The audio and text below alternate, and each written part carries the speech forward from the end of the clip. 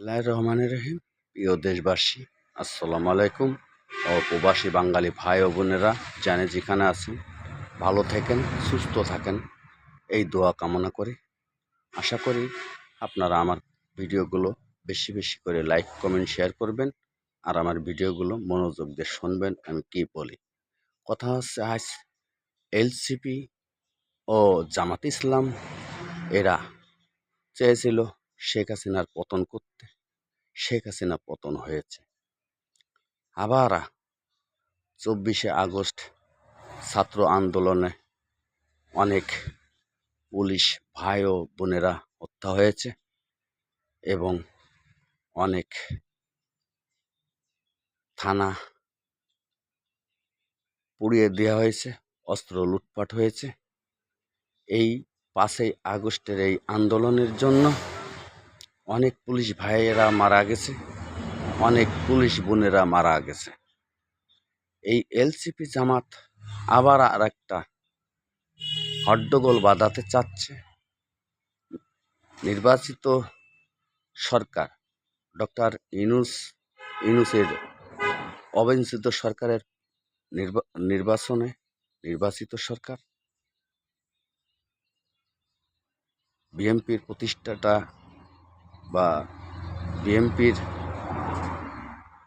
মহানায়ক মেজর জিয়াউর রহমান, তাদেরই সুযোগ্য পুত্র সন্তান, বড় সন্তান তারেক জিয়া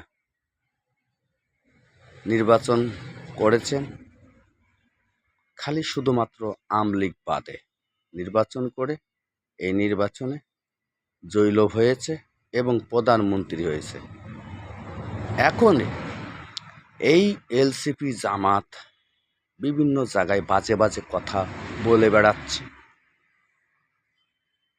বা তারেক জিয়া নিয়ে উল্টোপাল্টা কথা বলছে।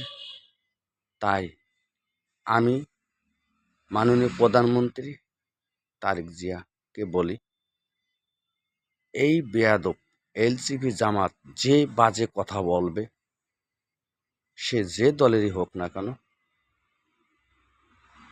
এই নির্বাচন নিয়ে তাকে অতি দ্রুতভাবে পুলিশ প্রশাসন দিয়ে গ্রেপ্তার করাতে হবে। আর যে সমস্ত আওয়ামী লীগের ভাই ও বোনেরা অন্যায় না করে জেল হাজত খাটছে বা বিনা কারণে পুলিশি হয়রানি করছে, এগুলো বন্ধ করতে হবে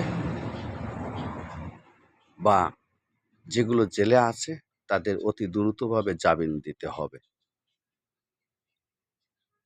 আপনার কাছে এই আশা ব্যক্ত রাখি। আমরা সাধারণ জনগণ, আমরা রক্তারক্তি চাই না, হানাহানি চাই না, মারামারি চাই না। যে আন্দোলন 5ই আগস্টে হয়েছে, কিছু সন্তান মারা গেছে, কিছু ভাইয়ের বুক খালি হয়েছে, কিছু মায়ের বুক খালি হয়েছে, এই খালি আর দেখতে চাই না। আর এই এলসিপির আর জামাত ইসলামের আর কথা শুনতে চাই না, আর এগের পাত্তা দিতে চাই না। তাই সাধারণ জনগণ সবার মুখোমুখি একই কথা, কেন এই জামাত আর এলসিপিরে এত পাওয়ার দিচ্ছে, কেন তাকে গ্রেপ্তার করা হচ্ছে না? যার মানে সংসদে সব কিছু মেনে নেছে এই জামাত এলসিপি, এখনই সংসদে প্রেসিডেন্টের বক্তব্য মানতে চায় না। সব কিছু সোনারা মাইনে নেছে, এইটাই মানতে চায় না। তাহলে এরা আছে রাজাকারের বাচ্চা বা রাজাকারের নাতিপুতি, আমি মনে করি। ধন্যবাদ সবাইকে। আসসালামু আলাইকুম।